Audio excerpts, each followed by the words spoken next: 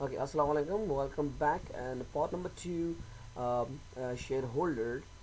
Before this, we have talked about uh, the equity shareholder or ordinary shareholder. Now today we will discuss about preference shareholder. So what is different between preference shareholder and equity or equity shareholder, or for the equity we have another name, that is ordinary shareholder. Now preference shareholder. What is preference shareholder? So actually, if we think that if you think that both preference shareholder and ordinary shareholder both are the same, they are, with the one word, they are shareholder. I mean, they are the owner of the company, both are the owner of the company. But the difference is that the preference shareholder cannot claim on the asset in the time of liquidation. But in other words, what we can say that equity or ordinary shareholder, they can claim on the asset time of liquidation. That's why it is different here. Have limited preference years, everything years value is limited, but equity shareholder, their values are not limited. Now let's talk about the preference shareholder. So in preference shareholder, we'll talk about uh, now first we have number one, preference shareholder. We can also call, as American people call, preferred stock. Preferred stock we can also call. That's why we can call preferred stock, because whenever a dividend is distributing, that we are giving first preference. What preference shareholder, we are giving preference to who? The preferred stock. Preference shareholder will give it most, our most concern is first that to divide preference shareholder. Now next one, we have a part of the share capital. So we can also say that, as I said, that is also a part of the share capital, as equity holder and equity or ordinary shareholder, and as well as preference shareholder. They are both are a part of the capital, share capital. They have also a share. They have also shares in the capital. That's why we can call they are both of the shareholder, but their claims are different. Now next one, we have no possess and same as equity. As I said that preference shareholder having no possess same as equity. They're having no possessive. The possessive or no, not having same possessive as equity having. Why? What is the reason behind? Because it's simple. Equity holder, they are risk taker, and a preference shareholder, they are not risk taker. They are not risk taker. That's why they are not. They cannot possess as the same as, because equity holder we can call they are owner of the company, both of the owner, but but equity holder, they are the real owner, the real owner. Now next, not claim to be a real owner. As I said that they cannot claim a real owner because they are not risk taker. If as a person is a risk taker, definitely he will be a real owner. But if a person is not a risk taker, so he wouldn't be what, an owner. Now next we have don't have voting power. Now preference shareholder having no voting power, they don't have such voting power. They are external, right? They don't have voting power for that to vote or to elect a person or elect a board of directors. So definitely equity shareholder, they're having a power for electing, meeting for in well annual general meeting start. They're having the power to elect people or elect board of directors. Now the next one we have, they won't influence policies making. Definitely, if a professional holder having no power, no voting power, so definitely they will not influence in the policy making. They will not interrupt anyone from policy making. How they make the policy, or what is the purpose of making policy? They cannot make any interruptions in it. That's why. Now claim on asset before ordinary shareholder. Now they can claim on asset, right? While for example, when a company, the time of liquidation comes, liquidation, when company, the time of liquidation, the first they'll claim an asset, they'll claim. But before claiming an asset, they can claim, a preference shareholder, they can claim before ordinary shareholder, but and before ordinary shareholder and after creditors. We have another those who are stakeholders. First we'll think about stakeholders to give them, then preferred shareholders. First the creditors or the lenders, whatever we have, they'll take their portion. Then after that preferred shareholder will take their portions. Now receive the dividend same as invested. Like for example, preferred shareholder, they're receiving they receive their interest or receive their investment return as same as they have invested. If they have invested 7%, so they 7% of their money, so definitely they will take their profit on their 7%, not exceed, not more than their 7%. Now company earning huge profit, but their interest remains same. Now another, as I said, that they are not risk taker, so their profit will remain the same. If a company earn huge profit, but they'll gain a huge profit, but they will the company will again give the same amount, same return on their investment, not more than their invested. Now in case of loss, still get same. If a company earn less profit, but the preferred shareholder still, they'll get their own portion, only 7%, the how much they have invested, they will take the same amount. That is the same. That's why we can call it that they are not risk taker. If a company get a profit, same return. If a company earned losses, same return will take by the shareholder, preferred shareholder. Now they are not risk taker. As I said that they are not risk taker.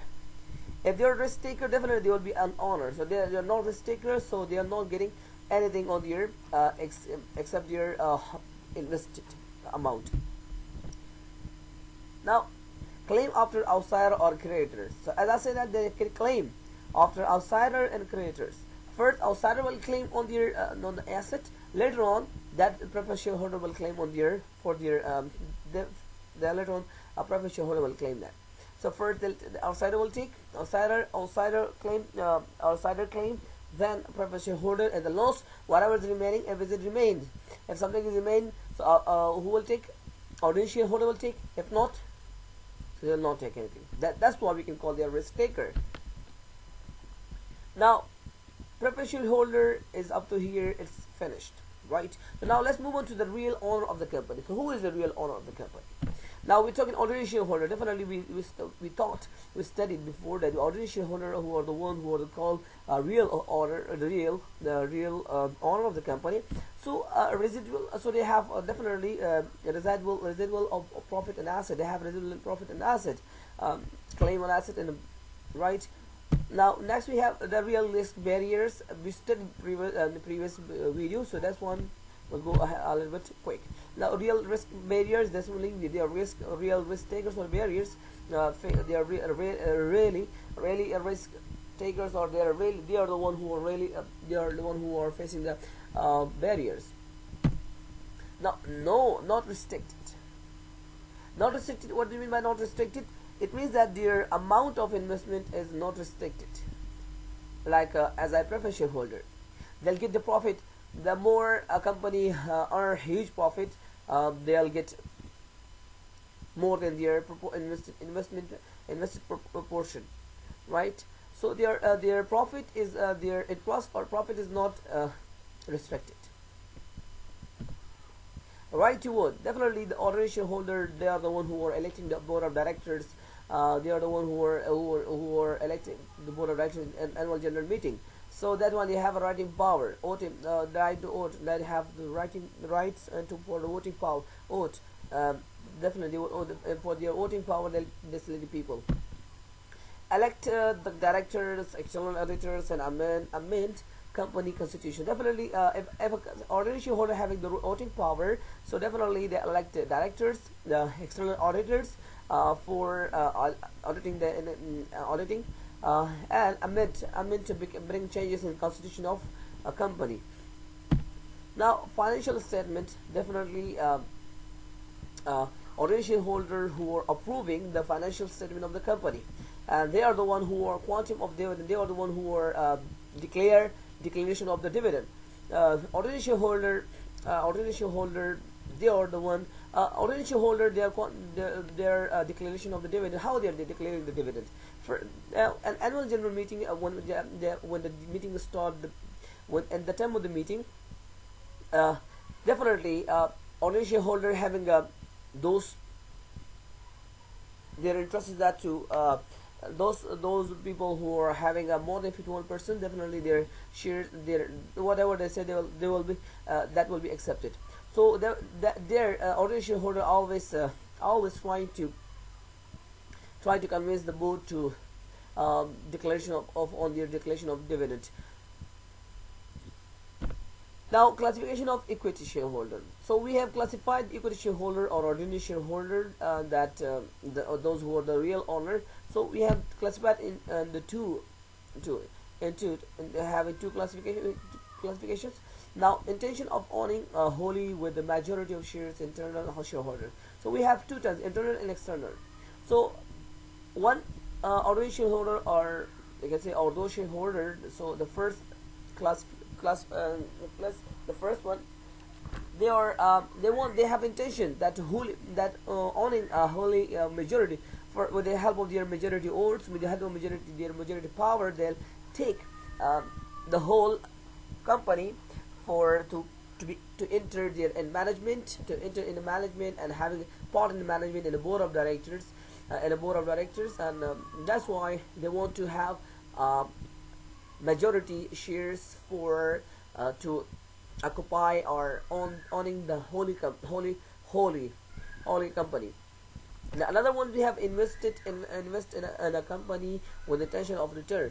So another, that external shareholder is also equity, as you can say, the ordinary shareholder, they have interest. They have not interest to take in a part of the management or board of directors. Their interest is only for their return, to a return on their investment. So this is two types we can divide two types of the equity shareholder. One we have internal, other we have external, and their aims is also clear, that internal we have owning a wholly with the majority or having a part in the management, and external they are not having, they don't want to have a part in the management, but they are only interested on the what their interest is what to return on their whatever they have invested. Now, what do shareholder expect from company? Now, shareholder expecting what? Shareholder expect definitely internal shareholder, they are not expecting because they are itself in the board of director, but this expectation is for all the external shareholder, who are not a part of in the company. As I said that we have internal shareholder and external. Internal, they have the management, and external, they are taking just for their return, waiting for your whatever what have invested. So they are just thinking about their return. Now, these points are for external shareholder. The board of directors of company should be accountable. So for interest of the outside external shareholder, the board of directors is accountable to make a proper decisions for the interest of the external shareholder, and as well as stakeholder. Now, next one we have transparencies in all decision making. Now, whatever they have decision making, there should be a transparency. No any ambiguous, and there should be transparency. Everything should be clear and like crystal and making decision making. Now, the next one we have not self-interest. The board of directors shouldn't make any decision for their self-interest, rather than to think about their thinking about the shareholder interest, shareholder or stakeholder interest. So board of directors take interest of their own self. So they are not allowed to take any interest of their self. So definitely they think about the stakeholder or shareholder or external shareholder interest as well. Now, next one we have real profit. The real profit should be distributed, right? The real profit should be distributed, not any ambivalence. No, it's not ambiguous. The real, whatever a company earn the profit, that should be distributed among shareholders, right? Not the external shareholders. The board of directors is accountable for distributing a real profit, rather than the internal shareholder they take for their own self. In a wrong way. So definitely the board of directors, who are the ones who are taking care of the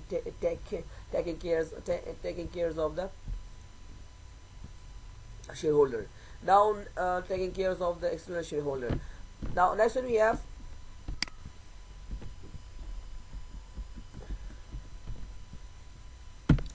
okay, now finished. That's all. Up to here we have finished our lecture. That's all about the shareholder. We have studied so far many things in the shareholder, who are the shareholders, what is shareholder, so how many types of shareholder we have, external editor, external, how many types we have, ordinary and preference, so what is ordinary, what ordinary shareholders do, and what is preference shareholders do. So every study we have all we have studied. I hope you like it. So that's all for the lecture number. For this lecture number 4. Thanks for watching my video. Subscribe my channel for great and good lectures, business related. I'll try to provide good lectures and business related. So don't forget to subscribe my channel. Thank you for watching Abdul Wakeel Nazari channel. Thanks. Allah Hafiz.